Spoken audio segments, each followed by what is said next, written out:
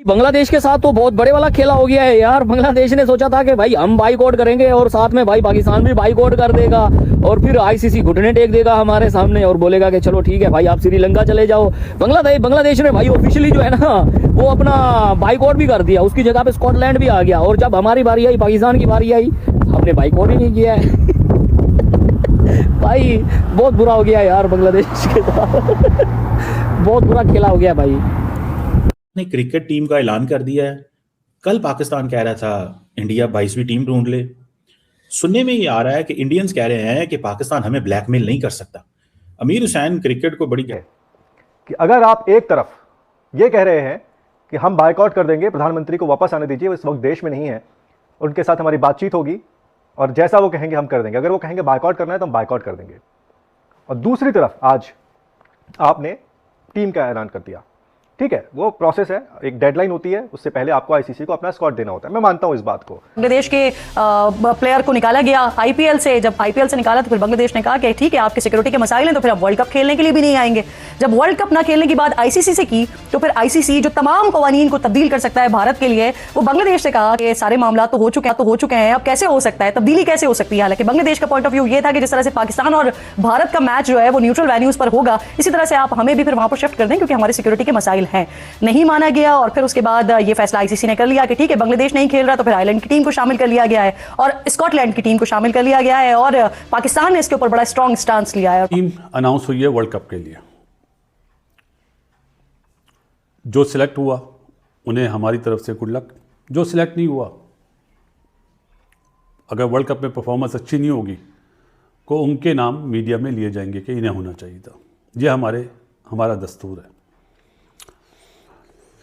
अभी तक गवर्नमेंट ने परमिशन तो दी नहीं है, लेकिन सिलेक्टर्स ने टीम अनाउंस करी है तो इसका मतलब है कि सिलेक्टर्स ने कि कल शाम को एक मैसेज आया कि जी वो सलमान लियागा, आकिब जावेद और माइक हसन जो है प्रेस कॉन्फ्रेंस से खिताब करेंगे 11:30 बजे और पता चला जी आज वर्ल्ड कप की स्क्वाड अनाउंस कर दी गई। तो भाई मेरी तो कोई समझ में नहीं आया, इसलिए क्योंकि 31 जनवरी की डेडलाइन है, ठीक है, कि पाकिस्तान ने जो है वो अपना फाइनल स्क्वाड सबमिट करना है आईसीसी को फॉर द वर्ल्ड कप।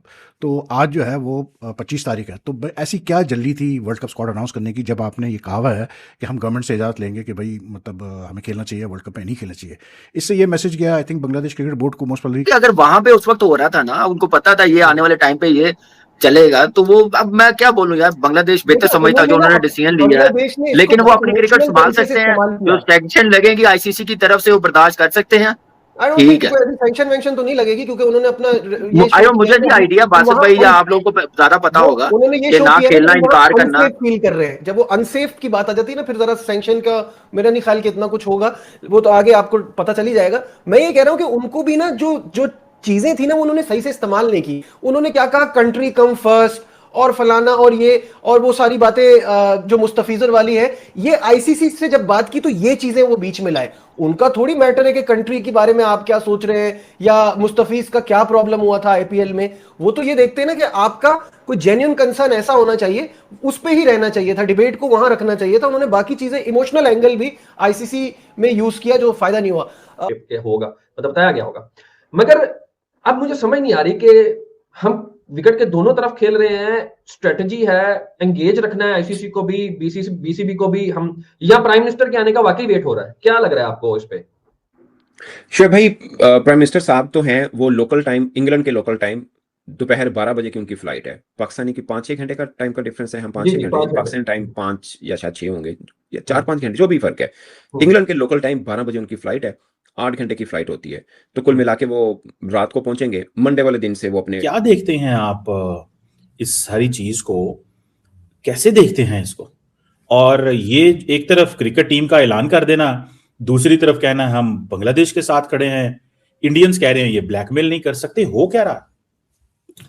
मैं आपको ना 2-3 पहले पॉइंट्स बता दूं कि मैं बताऊंगा इस वीडियो में कि हमें बांग्लादेश के साथ क्यों नहीं देना चाहिए। और पहले हम शुरू करते हैं कल मोहसिन नकवी ने क्या कहा और आज क्या हुआ।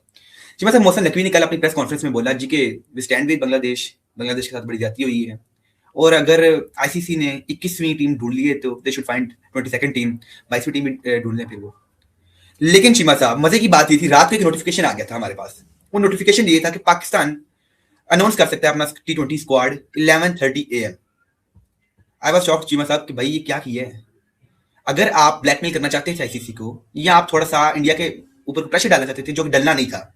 आईसीसी इतना स्ट्रांग है, बीसीसीआई इतना स्ट्रांग है, अगर पाकिस्तान छोड़ता, बैकआउट करता तो युगांडा आ जाता T20 वर्ल्ड कप में। एक बात तो ये हो गई, लेकिन आप उन्हें ब्लैकमेल कर भी नहीं सकते थे, और ये बहुत मुश्किल काम था उन्हें ब्लैकमेल करना, क्योंकि आपकी तमाम शराइत पहले मानी जा चुकी हैं। और दूसरी बात, चीमा साहब, मोहसिन नकवी ने कहा जी कि हम प्राइम मिनिस्टर का इंतजार कर रहे हैं, we are waiting for Pakistan PM, आए वो फैसला करें और जो हमें डायरेक्शन दिखाएंगे हम उसकी तरफ चल पड़ेंगे। और हम आईसीसी की ताबे नहीं है, हम अपनी हुकूमत पाकिस्तान की ताबे हैं। ने ये बातें की और एक दफा पूरे तहलका मचा दिया पूरी जो है ना दुनिया में कि पाकिस्तान पता नहीं क्या करने जा रहा है, दे रहे हैं, और किस तरह से उन्होंने नकेल डालकर रखी हुई है भारत को, इस पर शाबाशी देना तो बनती है। शाहिद आफरीदी साहब किसी तारुफ के मोहताज नहीं है, प्रोग्राम मौजूद है इस पर बात करने के लिए। बहुत शुक्रिया लाला। मुझे ये फरमाइए, कैसे देख रहे हैं आप पाकिस्तान के स्टांस को भी, और सबसे इंपॉर्टेंट ये कि पाकिस्तान ने एक सपोर्ट तो की, बांग्लादेश को बड़ी जबरदस्त सपोर्ट शो की, लेकिन आप समझते हैं कि क्या विथड्रॉ भी कर लेना चाहिए पाकिस्तान को, या जाना चाहिए वर्ल्ड कप के लिए? किरण सलाम अलैकुम, खुश रहो। किरण देखिए, ये मसला शुरू जो है ना इंडिया ने खुद किया पाकिस्तान में खेलने से मना करके।